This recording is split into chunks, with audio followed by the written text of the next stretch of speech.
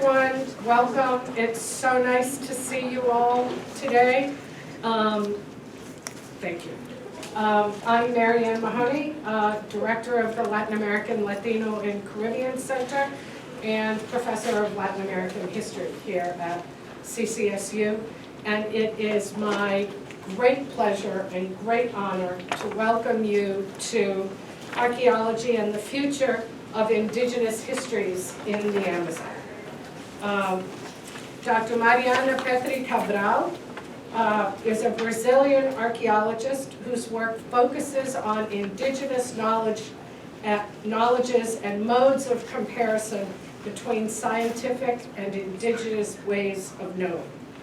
Her research and writing aim to develop critical insights into the epistemological and ontological nature of archaeology, seeking to valorize indigenous concepts and practices as strong tools to construct and manage narratives about the past.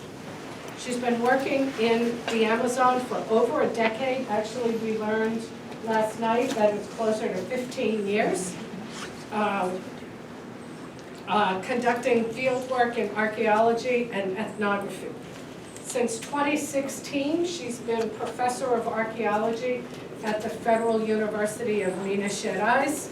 And as you may know, many Brazilians who live in Connecticut and New England come from the state of Minas Gerais. Yeah? So she holds a PhD in anthropology from the Federal University of Pará in northeastern Brazil. And she's currently a visiting scholar at Brown University in Archaeology and the Ancient World. She's also a Sapiens Public Scholar Fellow for 23-24, which is a program designed to help academics communicate with the public. Yeah? And she holds a CNPq Research Productivity Fellowship. CNPq is the National Science Foundation of the nation of Brazil, and to be a productivity fellow means that you're a big deal. Anyway, she's been with us here since Wednesday, and we've done, Tuesday evening, and we've had a wonderful visit, and we hope this is the beginning of a long and very productive collaboration and friendship, at least. I have a couple of people that I need to thank here. Melody Lozano, the LALCC coordinator, Katie Molinari and Maddie Rodriguez, as well as Cynthia Zuniga and Leticia Castro, Emilio Mejia outside the door, Ednitza Algarin Garcia, right, and the other student workers. I get to present everything, but they actually do most of the work. Yeah. I just walk in the door and say, isn't there someone at the reception desk? Anyway, I also need to thank Elizabeth Clay, Assistant Professor of Anthropology, who actually had the contact with Dr. Cabral to begin with, right?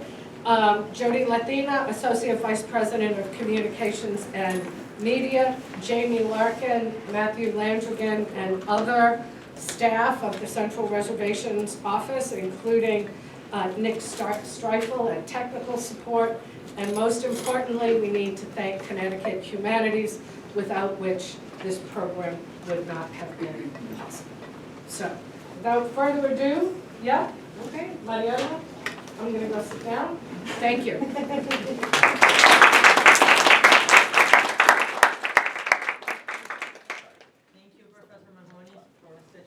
Generous introduction. I'm very glad to be here, and thank you all for being here today. And I would especially thank the Latin America, Latino, and Caribbean Center and the Department of Anthropology, and especially Elizabeth Clay for making this happen. So I'm very glad, I could be here today and yesterday, and I feel very honored to share with you my work and meet so many students and scholars here. It's been very, very productive and very inspiring to see lots of women scholars here. So I'm very glad we make this happen. So thank you very much. Well, I'll apologize to some of you that were here yesterday, because I'm going to present some things that are like a short introduction about my path in archaeology. It's not the same thing that I said yesterday, but some are very similar, so please apologize. I apologize for you, and please, I hope you don't get too bored about that. Well, I am a Brazilian archaeologist, and I have been working with indigenous archaeologists in the Amazon since 2008. I have done all my academic training in Brazilian universities, starting in southern Brazil, where I was born, moving to northern Brazil, where I lived for 11 years, working at a local research institution called IEPA. And then I moved to Belo Horizonte in 2016, when I started teaching at the Federal University of Minas Gerais.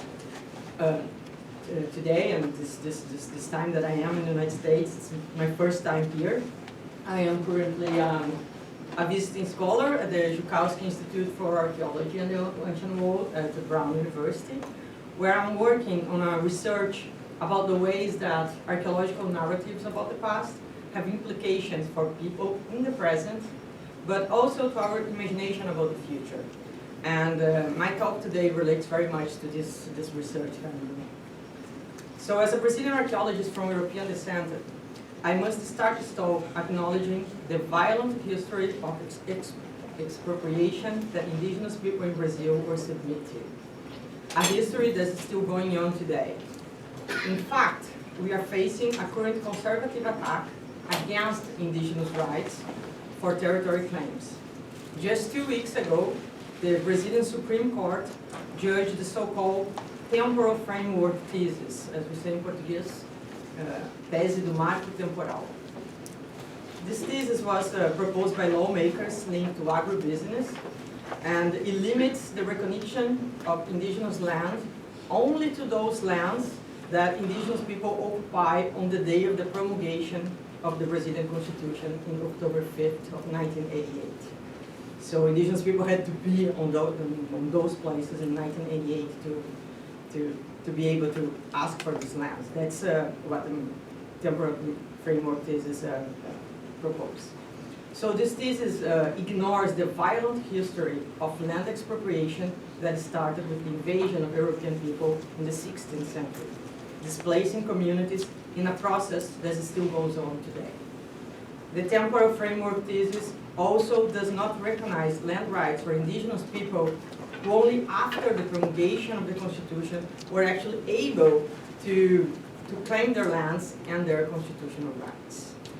I must remember that the Brazilian Constitution of 1988 has a specific chapter for the rights of indigenous people, recognizing, and I quote, their social organization, customs, languages, creeds, and traditions, as well as their original rights to the lands they traditionally occupy. Since 1934, every Brazilian constitution has recognized indigenous land rights. This current attempt to change that is a clear violation of constitutional rights. And even though the Supreme Court ruled against this thesis 2 weeks ago, the Senate passed a bill on the day after that ruling that this new bill curtails indigenous rights for land claims. This is going on now. This bill has just been passed in the Senate. So this bill is now at the hands of President Lula, who has the chance to block this bill with his veto.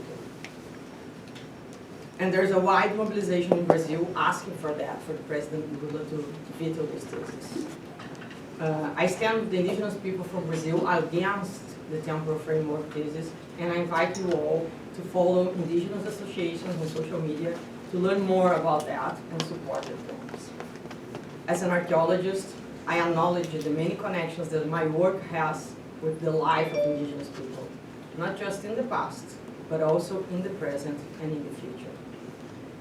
My talk today addresses archaeology as a mode of storytelling, in the sense that the knowledge we build through archaeological research is also part of history-making practices. For a long time, we have addressed the past in archaeology from a very comfortable place. as if we're just doing the job we're supposed to do. And that's what we're doing, just a job that we're supposed to do. But this job, engaging in history-making practices, telling other people's histories, has never been just about the past. The stories we tell through archaeology have impact over people's lives in the present. And as I argue today, following other people debating on that, they have impacts also on the future of these people. Archaeology is one of the many disciplines responsible for heritage making. And I'll use the current list of UNESCO, the United Nations Educational, Scientific and Cultural Organization, World Heritage Sites list in Brazil to stress this point, how we make heritage and how heritage makes histories and makes future. The histories we protect from the past, so the places also that we protect from the past, are the ones that will perpetuate into the future. So that's how making heritage, we also make the future. We're not just talking about making the past. Today in Brazil, we have 23 sites recognized by UNESCO as World Heritage. And here I'm speaking about sites that are recognized by UNESCO. We have other heritage that are protected in Brazil by UNESCO. Yesterday, I told you about the YMP recognition as owners of this an intangible heritage of the humankind.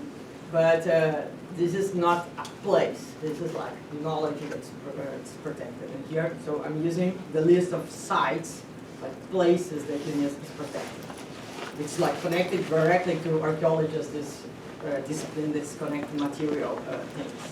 So, of these 23 World Heritage Sites that are protected in Brazil, only 2 of them are connected to the history of indigenous people. The Serra da Capivara National Park in northeastern Brazil, with outstanding rock painting and some of the earliest datings of human occupation in South America. And the ruins of the Jesuit mission of São Miguel in southern Brazil, which is also the story of the colonial violence over indigenous people in southern Brazil, as it is the story of the encounter of missionaries and indigenous people. And of these 23 heritage sites, only 1 is actually in the Amazon. And this is the Central Amazon Conservation Complex, which is a natural heritage site. This is very striking expression of the role that Amazonia plays in Brazil's history, or at least in the history told by UNESCO through World Heritage Sites. It tells us about this idea of the Amazon as a natural place, which erases the long-term history of human occupation, of which indigenous and traditional communities are important stewards. And please note the wide presence of Catholic churches in this list. This is not by chance. This is the expression of a racist, white supremacist culture that still dominates our ideas about history. A history that glorifies the colonial past, centering on the European presence and promoting as a national identity. And please don't get me wrong, in archaeology, to explain, for example, how what we consider advanced cultures disappear. As we do that, we ignore the violent history behind it. The history that my ancestors, our European ancestors, were responsible for. We say indigenous people regress from the past to the present because we cannot acknowledge our violence in this process. After all, we are the conquerors and we know better. That is definitely not what indigenous thinkers think about us. But before I move to the indigenous critics to Western perspective, I just wanted to show you a bit of Amazonian archaeology so that you can have a glimpse of the richness of the indigenous history there. I will start showing the diversity of ceramic. In many different places in the Amazon, indigenous people create this highly decorated pottery. Some of them were used as funerary urns. As you can see here, anthropomorphic urns, these urns that have the shape of humans, like with heads and members, a human body. So they were produced in very different regions across the Amazon, which tell us of a very ancient network of exchange and connections between different people. So it tells us about this very ancient way of connecting people in the past. Also, we can see these raised fields in Guyana, a mode of agriculture practice, making use of flood areas. So they use these flood areas for exploring agriculture production. They were built around 1,000 years ago, and they have different shapes and structures as part of a rich knowledge system of producing crops in the Amazon. There are also these amazing geoglyphs, which are massive earthworks built through the excavation of large ditches and mounds. And here on the bottom, you can see one of those ditches seen from the ground. These geoglyphs, they can only be seen totally from the air. You cannot see them when you are on the ground. You cannot totally see the form of them. And even though indigenous people were probably not flying, so they had this very interesting knowledge to build these things without actually seeing them from above. So these are massive works of art, but also works of engineering. In the Xingu area, archaeological sites were much larger than today's villages, and they were connected through road systems, creating political systems of intense exchange, but also building ways of sustaining large populations as they sustained the forest. So there was another way of living in large populations in the Amazon.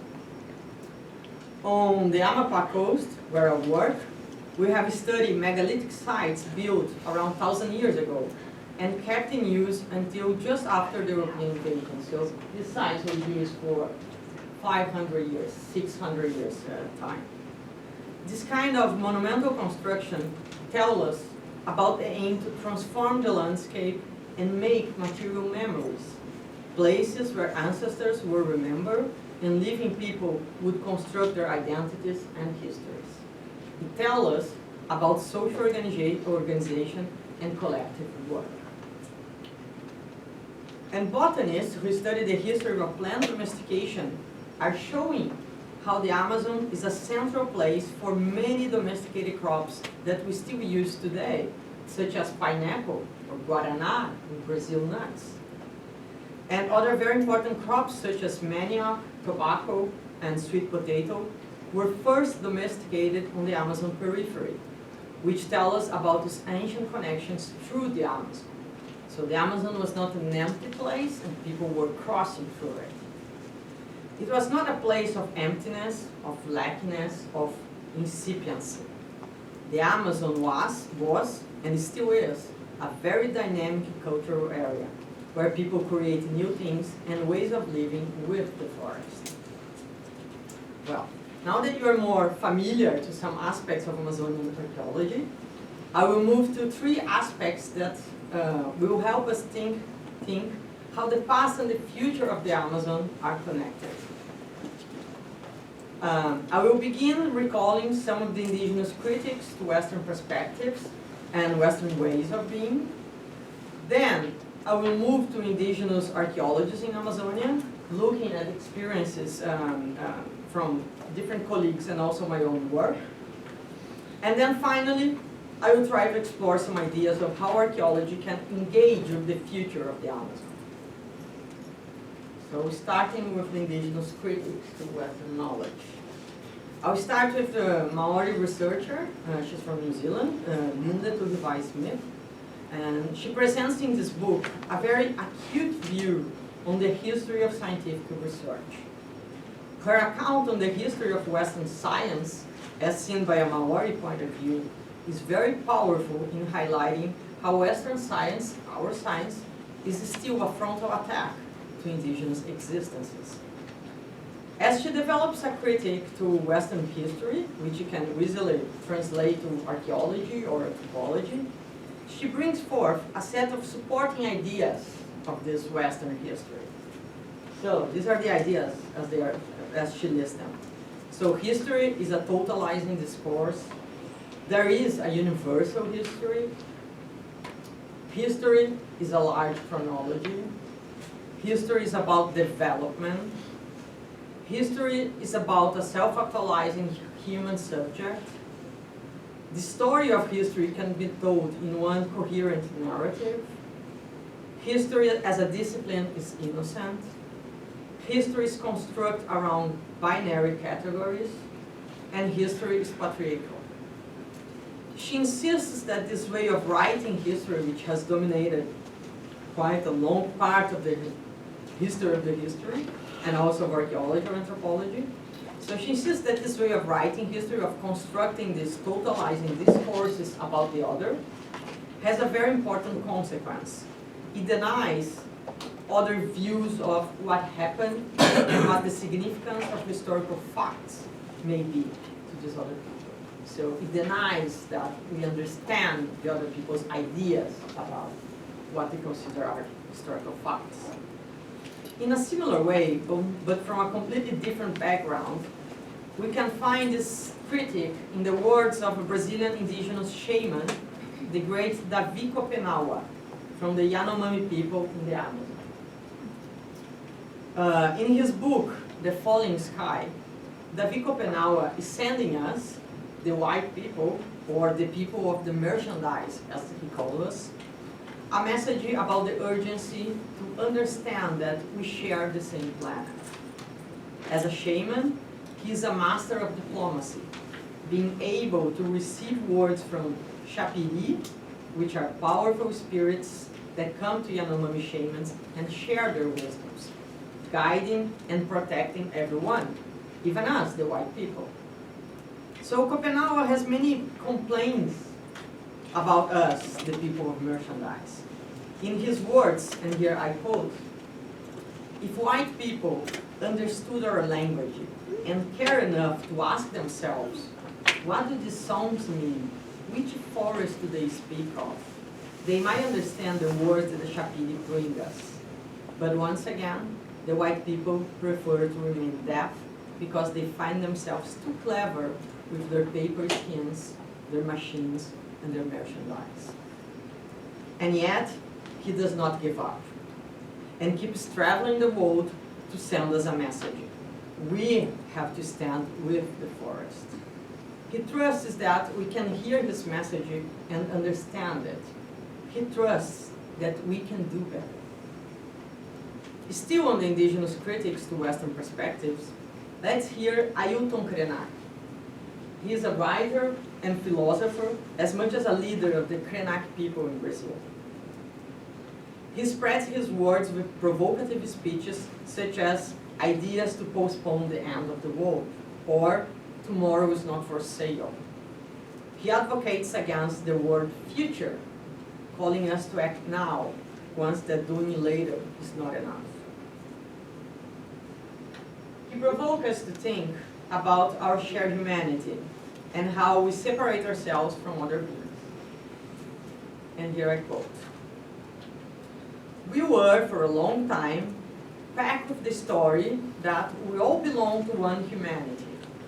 In the meantime, we have been alienating ourselves from this organism of which we are part, the earth, so that the earth is one thing and we are another, the earth and the humanity. When we take away the personhood from the river, the mountain, when we take away their own senses, considering that senses are exclusive of humans, we let these places become residues of industrial and extractive activities." End of quote. Krenak is calling our attention to consider that there are more social beings than just humans. He tells us about mountains and rocks that talk to people. These beings cannot be left out of history. In fact, they have an important part in the telling of histories. And this is something that indigenous archaeologists in the Amazon can help to show us. So I will start now with the indigenous archaeology in the Amazon. And I will start with the work of archaeologist Jaime Chamin Waiwai. He was the first indigenous to receive an archaeology degree in Brazil. and it happened just a few years ago in 2017. Charmaine is a member of the YY people. Charmaine is a member of the YY people, and his master thesis, he developed a research at his own territory, the Waiamu in northern Amazonia. Charmaine YY will bring the distinction between myth and history. In his words, and I quote, "We have talked a lot about our past and about our history, but when we say that, are we talking about the same thing as the white people? For me, what we call history, the white people, anthropologists, call mythology. But for us, these are real histories lived by our ancestors." End of quote. In his thesis, he takes the YY knowledge, push further archaeology, to practice ancient knowledge in innovative ways, engaging with us, with white people archaeology. Following this knowledge through the forest, he came to record many places and many histories, like polishing grooves and potsherds, common archaeological traces in the Amazon, but also more recent traces, such as the wooden pillars at villages from the 1950s, which is the time when the YY people got to encounter with missionaries, and like a huge change began there. But besides those material traces that are kind of common to archaeology, he was also being true to YY knowledge. So he also recorded places where very ancient histories took place, from a time when animals and humans were all alike. And I spoke a bit of that yesterday, but there's this common idea among indigenous people in the Amazon that in the beginning of times, everyone was people. And then some people became animals later, or actually they wear some kind of clothing that make them look like animals today. But in the end, everyone is people. So he recorded these places, which are places where shamans still use today, like rocks that speak and think. So there's this idea that rocks can do that. Rocks think, or rocks speak, rocks tell things to shamans. And he concludes that, and I quote, "Our archaeology, our science, is our history. And it is not visible only at archaeological sites. It is also present along the rivers, in the lakes, on rocks, and at mountains." And during field work, he was constantly reminded by his brother-in-law, who was taking part of the field trips, to look up, to look at the forest, to learn his history. This is what we call an archaeology of natural places, except that for the YY people, all these places are social, not natural. They are cultural places. The trees, the rivers, the lakes, they tell histories. He conducted field work and developed his methodology with his late father and other family members, while traveling through the landscape, mapping not only places, but also the memories activated by the visits.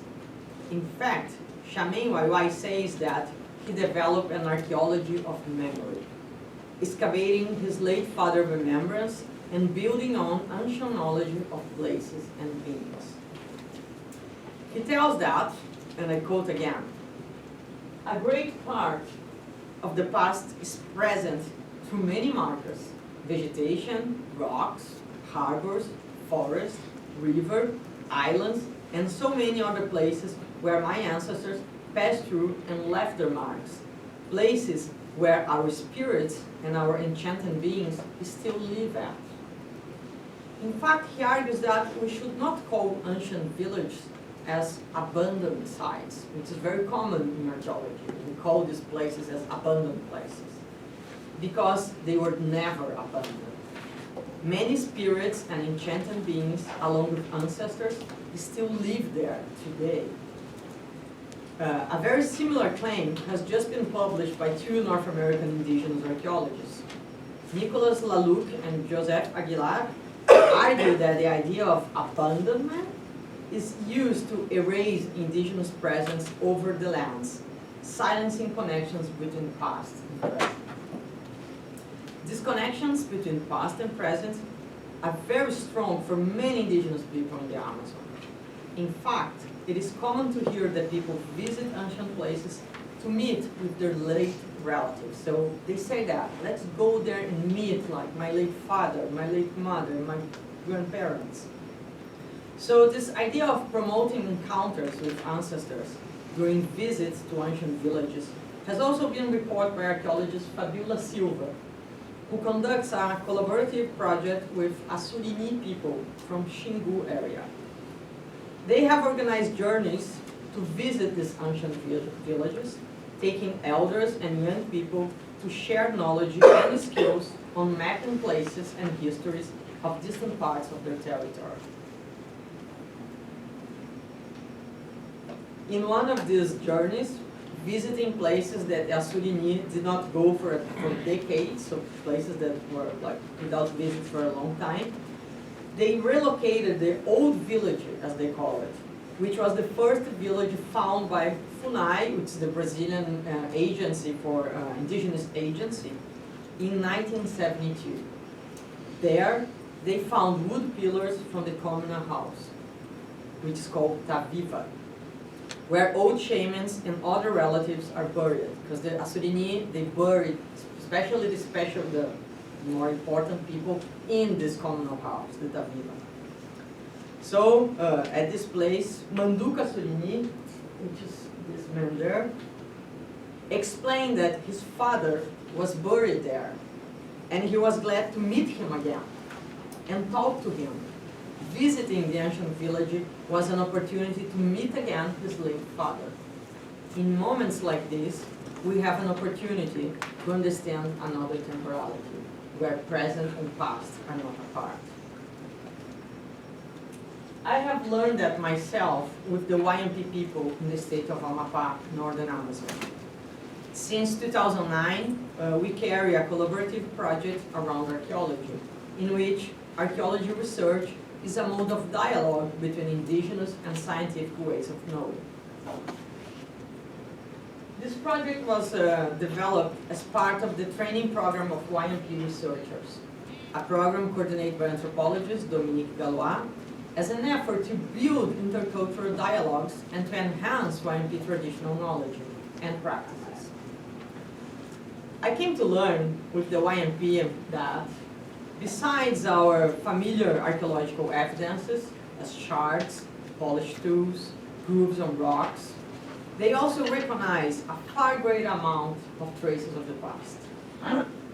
Traces that I would classify from my training in archaeology as natural, such as rocks, the branches of the sumoma tree, or the colors of a bird. But as I came to learn with them, this rock is an upside-down vessel from the first part in the beginning of time. And yesterday I told you a bit about this first party. I'm not going to tell again, but it's a very important moment in for the history of the YMP. The first party where lots of people got to know each other and lots of practice were learned watching this party. So this rocks was part of the party, was like this huge ceramic pot that was used to have the beer that they drink during the party. So the branches of the sumoma tree were the stools for the first birds. So when the birds left the party, they would sit on these branches, and then the branches got to these positions, more horizontal positions, because of the weight of the birds sitting on them. And the colors of birds come from their human-like bodies in the beginning of time, because as they use body painting, and when they turn to birds, they carry the paintings that were used at the party. So I know it seems odd, but from YMP point of view, all these traces, this rock, the branches of the tree, the colors of the birds, they all carry stories from the past, and they all connect social beings, either humans or not. So they are traces of the past. The YMP also have different abilities and perceptions to find these traces, which are quite different from what I've learned in archaeology. One of those things is what I learned with Wainamea, who found just this man there, and he found this stone axe at his village. He told me that at night, when he and his family were in their hammocks, and they sleep in hammocks there, they would hear a snoring, like someone snoring. So one day he decided to dig where the snoring came from, on the ground, and found this stone axe, which stopped snoring after that. More recently, they heard another snoring, which ended up being a ceramic pot. So they find archaeological materials through hearing, which is something that I cannot do, and I never learned of in my archaeological training. In another case, Cassidy Pinar, a great YMP knower who unfortunately we lost for COVID last year, guided us to find an ancient place after he had a dream. We had spent 3 days in the forest looking for a small lake, and no one would find the trail. The story about the lake, and I also told this story yesterday, I'm not going to repeat that, but so the story is that this lake was done by the large snake Anaconda. When she got angry with an YMP ancestor who was playing with her toddler, that's the reason why she got angry with him. So after 3 days of intense search in the forest, Cassidy Pinar had a dream. And that's what he told me. And I'll quote here. The owner of the lake talked to me. That's his dream. I dreamed with a beautiful woman, and she told me, you were close to the lake, and then you came back. And so I asked her, who are you? And she told me, I live here. And then she asked me, are you okay? I told her I was fine, but other people from our group were not. Then she painted my body and told me, tomorrow you will find the lake. You were very close. You have been there. So I remember the trail because I dreamed of it. And of course. And that morning, we found the lake. Cassidy Pinar received a message from the owner of the lake. She is one of the many spirits that inhabit the YMP territory. And as such, they also played their part in history-making practices. Without her help, we might have never found the lake. It tells us about the ability to connect with other beings and receive knowledge to find places. For me, these ideas that we can learn from the YY people, the Asurimi people, the YMP people, knowledge from the people of the Amazon, people of the forest, as they call themselves, these ideas challenge many of our conceptions and push further the very understanding of archaeology, because they challenge us to imagine different worlds. They challenge our ideas about temporality. Past is present, they are connected. Ancestors are still alive, and people can meet them. Places are not just traces of the past, they are active tools for remembering. They trigger memories, they carry memories, and they produce memories. Places are alive. Also, ideas of personhood and sociability also pose very specific questions to archaeology. What happens when the living and the dead are connected? Who is a social being? What is a trace of the past? Who can make them? Whose histories can we engage with? Is there an archaeology beyond humanity? Well, following these indigenous ideas into archaeology demand us to understand the social as a condition to relate, to share, to exchange.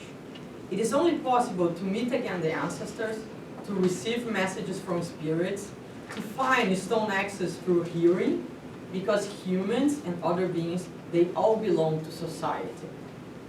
And there are many different ways of communicating between them.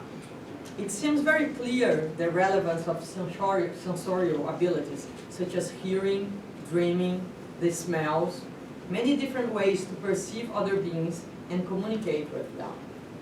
And also, the use of these sensorial abilities to perceive traces, like places and things. Indigenous people in the Amazon are teaching us that nature is not alien. They teach us that humanity and the earth, as Ailton Krenak puts it, are not apart. They teach us that nature is not an assemblage of resources to be exploited. In fact, alien is the idea of nature, not the nature. The examples I show you today from indigenous archaeologists in the Amazon, they offer inside perspectives about local history-making practices. Instead of universal ways of doing archaeology, they teach us from inside and show us different modes of telling histories. But they also show us something much more disruptive. They show us other possibilities of walls. In this sense, we could use the concept of pluriverse as presented by Marisol de la Cadena and Mari Blazer, in contrast to the idea of universe. Pluriverse engages our attention to the existence of many worlds. It creates a conceptual key to unlock our imagination. In the presence of multiple worlds, we should be open to multiple archaeologies, multiple histories, multiple ways of being human. The future of the Amazon became a global concern in which most of the times it is the protection of the forest that is on target. It is mainly a debate about nature conservancy. But in order to protect the forest, we must protect the people of the forest. The people who have kept this very forest alive. The people who live with the forest, not in the forest. As a history-making practice, archaeology is also responsible for telling different histories about the Amazon. And many archaeologists have been working for that in the last decades. I showed you before, I told you before about some of these archaeological sites in the Amazon. Here are the examples of this richness of the past. So these are histories about the diversity of indigenous people living in the Amazon for the last 20,000 years, where diversity and inventions took place from landscape modifications and monument building to refined pottery making.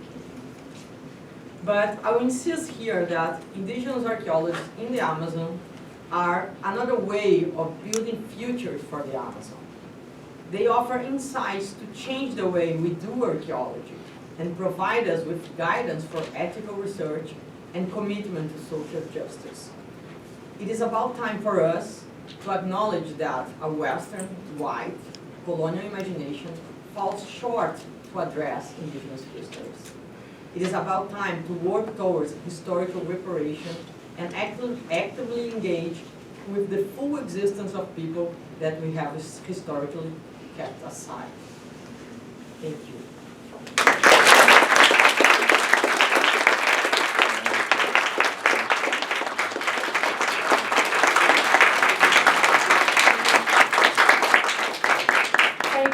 Everybody, thank you, Mariana, this was great. We've got time for questions, and yeah, you're a college professor, you're capable of calling on people yourself? Yeah? Of course. Just an observation, it's very interesting how hands-on indigenous culture is really similar to North America. A lot of Exactly, and I think that's really, it's really interesting to think about the historical process between these two parts of America. And for me, in a sense, it tells us of how these connections and this exchange between people are very ancient. And like, they have been like exchanging ideas and knowledge for a long, long time. So the fact that indigenous people in North America and in South America share some basic assumptions about life tell us about this common history in a way. So this is really exciting, and I think we should work more trying to connect this history, you know? Thank you. Do you believe that the way that you study archaeology as well as the other people that you have mentioned, do you believe that will give a path for other indigenous groups to be able to speak out about archaeology within the United States and in other European countries, perhaps?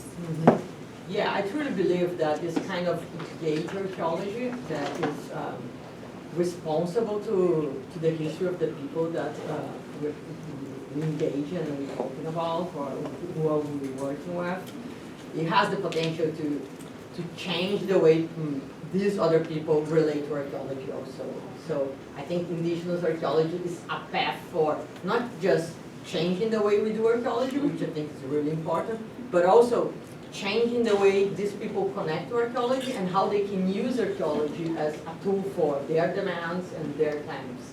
So I think there's like, I do believe that the work we do in science must have like connections to real life of people and help people to find ways to fight for their claims. So I think archaeology is a good way of doing that.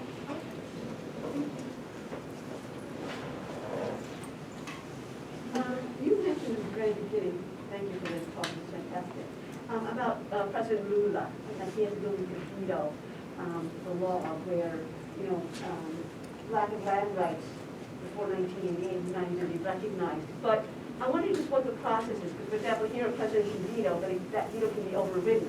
If Lula were to veto, is that the end of it, or? Well, it depends. Probably not. Because if he veto, they can go back to the Congress and then restart the process. So, and the problem is, we're not sure. I do believe President Lula will make some vetoes for this bill, but we're not sure how much of it is going to be veto. And there are some very problematic aspects of this bill. And like, we're very happy that President Lula is on the government now after the years of Bolsonaro presidency. So this was a major victory. Yeah, thank you. But Lula government is composed of very different political parties, and there are many different interests behind it. So we're not sure how this is going to work, and we know there's a lot of pressure on that, but we're trying as civil society to pressure also and like have politicians that are by the indigenous community working towards our claims, but we never know. But my sense is that even if he vetoes like for completely the bill, which would be like the best case scenario, politicians at the Congress will try again. At the moment in Brazil, our Congress people are very conservative, and they are the major part of the Congress. So we're not in a very good place for this kind of situation. Right. So I have a comment and a question if I can. So first of all, some of you know in the spring we're doing a study abroad in Brazil, and we're not going to this area, but the area that we are going to is one of the places where indigenous issues have really been at the forefront of Brazilian politics, because over 85,000 hectares of land were returned to indigenous people there about 10 years ago. And if you take 85,000 times 2.5, that you get the number of acres of land that this involves. And there's a big political debate about it. But in Latin American history, right, because we're, and in colonial Latin America, we talk a lot about archaeological evidence and historical evidence, right?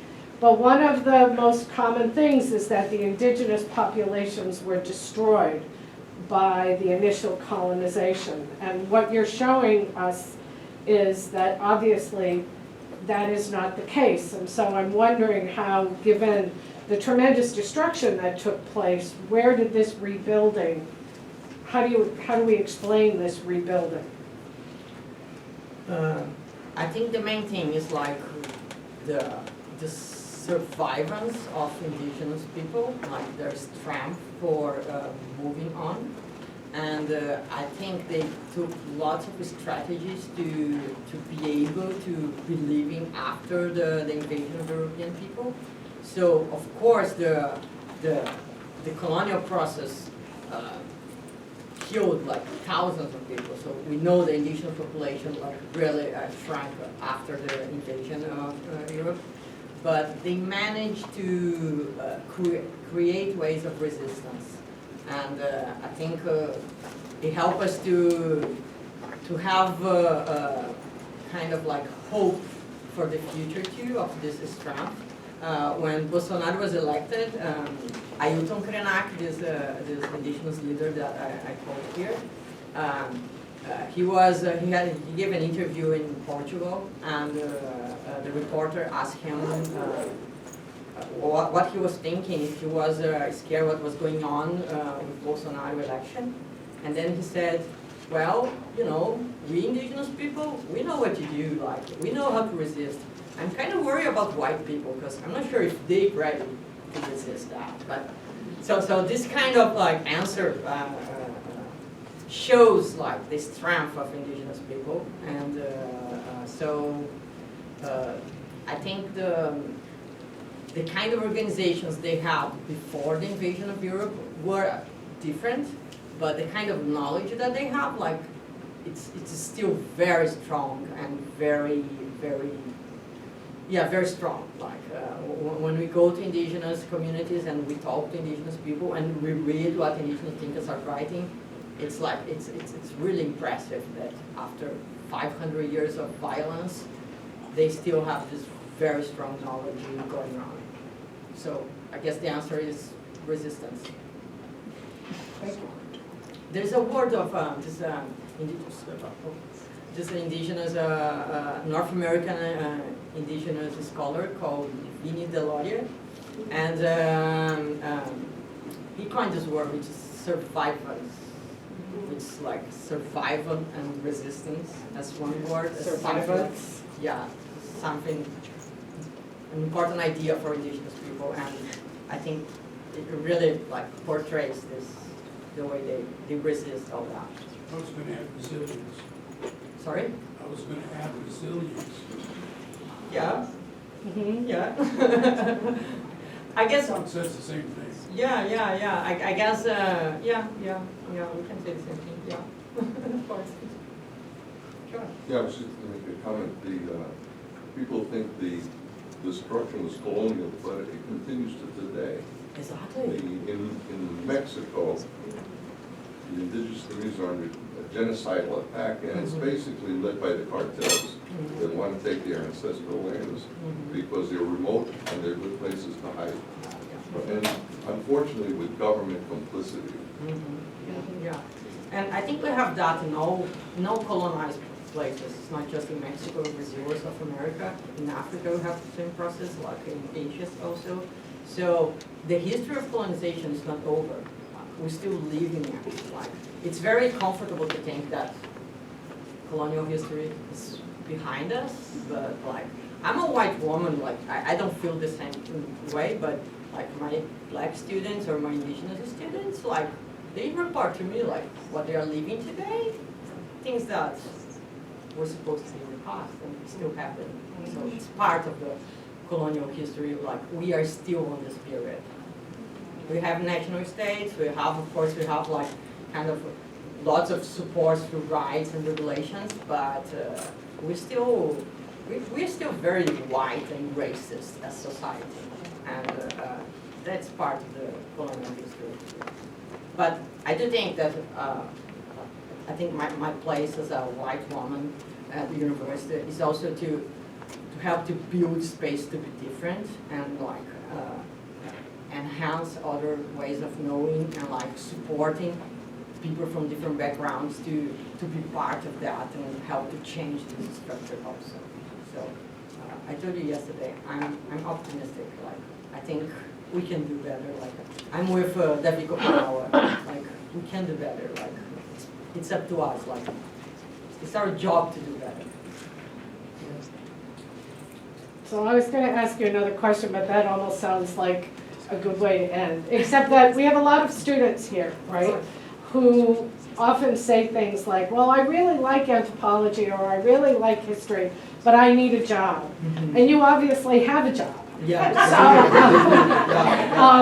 Right, and a really interesting one. And I wonder if you could tell us how you got interested in this, and, yeah? Yeah, of course. Well, where I was raised in southern Brazil, indigenous people were not something that we talk about in school. But I remember visiting indigenous villages as a kid. My mom she really likes the baskets that they make, so we'd go to their villages and buy baskets and this kind of stuff. So I knew there were indigenous people, but like we learned nothing about their history or their existence at school. And so when I entered my undergrad, when I started my undergrad, I was taking a major in history. And in the first semester we had archaeology classes and prehistory classes. And I was like, oh my God, there's so much to know. Like, this history is amazing. Like, there's so much things to know about indigenous people here. So I started to work as in this project of this professor about archaeology and the indigenous context. And I started studying anthropology because I was like really into understanding better indigenous people. So I kind of like became fascinated by it, and then I moved to my master's degree, and then I had this opportunity to go to the Amazon. And it was really a turning point in my life because I experienced being in a completely different place with different histories, and like in Amapá state where I live, people wouldn't think that I was Brazilian. Like, they would look at me like I'm too white to be Brazilian in the Amazon, so they would think that I was French or something like that. And that was really important for me to be more aware of inequalities and like the histories and how they are different, and they build different people also. And in the Amazon, I had the opportunity to start working with living communities, things that when I was in southern Brazil was much more into archaeology and the collections and museums.